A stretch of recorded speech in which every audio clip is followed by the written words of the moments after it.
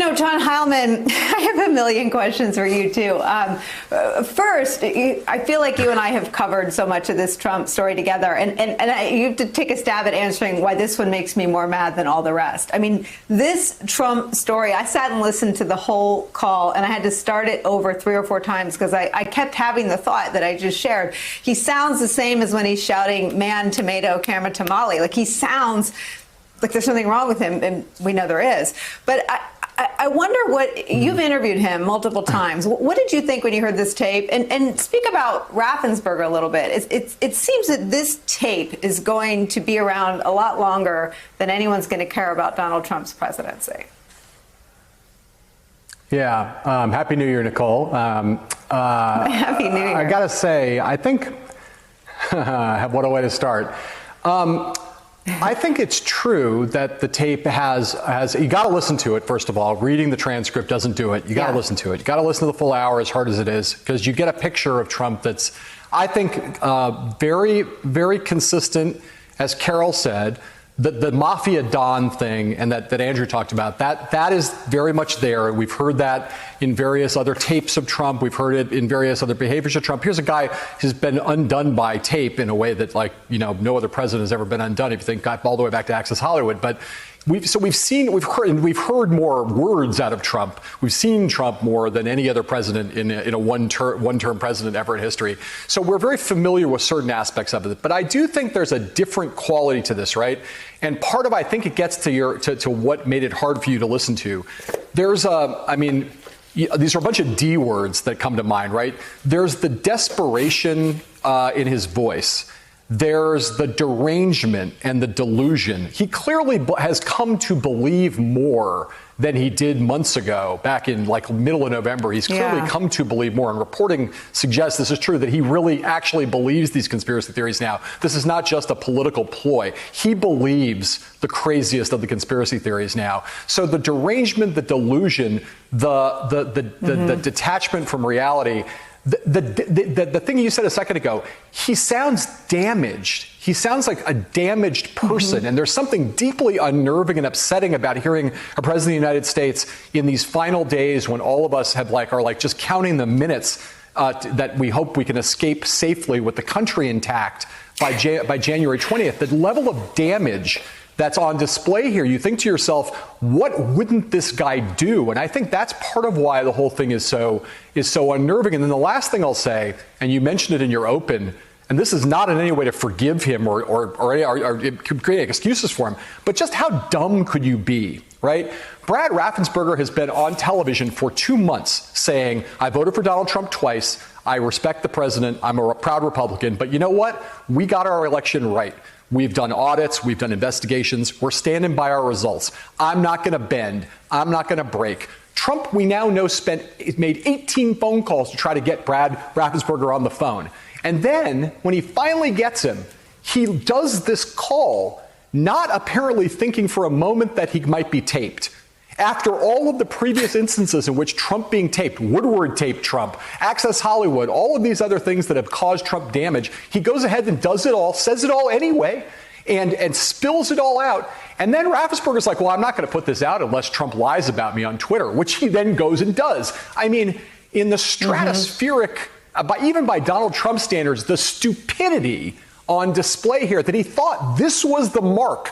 This was the guy who he thought he could get to do him a favor and find him 11,000 some odd hundred votes in order to steal the election. I mean, how much of a moron is this dude on top of all the other things? If you put all that together in one package, how could you not be, even when you're inured to all of Donald Trump and all the things you and I have seen and that we've all seen for the last 4 years, how can you not be just like, man, that guy was president for 4 years?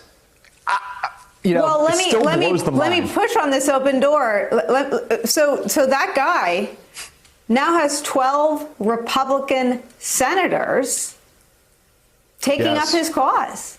I mean, Wednesday's going to be a debacle because that guy, who I agree with the way you just described, is these 12 people: Ted Cruz, Ron Johnson, James Lankford, Steve Daines, John Kennedy, Marsha Blackburn, Bill Hagerty, Roger Marshall, Cynthia Loomis, Tommy Tuberville, Josh Hawley, and Mike Braun all are going to stand against the American experiment in democracy, against the 60 judges who Andrew Weissman mentioned, against the history that Carol Lennig talked about of Nixon. They're going to stand against it. They're going to defend the coup attempt. So explain that. They're going to defend the coup attempt, Nicole, even after hearing this tape. They're not just going to defend the coup attempt. They're still going to defend this coup attempt and stand up for it and wear this thing for the rest of their lives, this vote that they are going to have to take, or maybe multiple votes they're going to have to take, that they want to take, that they're begging to take. They're going to wear this for the rest of their lives, even after hearing this tape and seeing the corruption on display, seeing the criminality on display. They are still going to do it. And I got to say, I said this to you the other day, I think maybe not on air, but I'm grateful for Josh Hawley, because I think it is good for the country to see to get these people on record. We are at that place right now where knowing who is on team democracy and who is on team coup, who is on team subversion of democracy, we need to know this, right? If you're a Republican of any stripe or anyone else, to have these people have to go on the record and declare themselves in a recorded vote in the United States Senate and in the House, and have to live with that for the rest of their lives, having decided that their personal political ambitions are more important to them than the foundations of the democratic experiment that we've been part of now for all of these years without interruption. I think it's good for us to know who they are. And I think if I were a Republican who was part of what is now clearly going to be a vicious, bloody, and definitive, in the end, I think, transformative civil war for the party.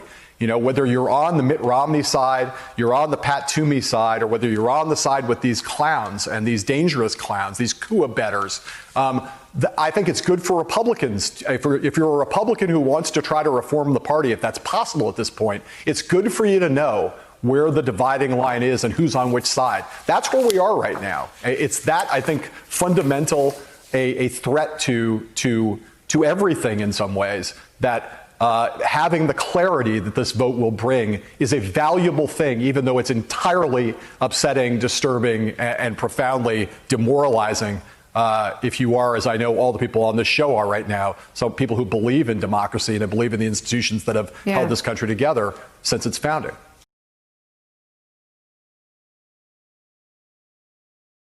Hey there, I'm Chris Hayes from MSNBC. Thanks for watching MSNBC on YouTube. If you want to keep up to date with the videos we're putting out, you can click subscribe just below me, or click over on this list to see lots of other great videos.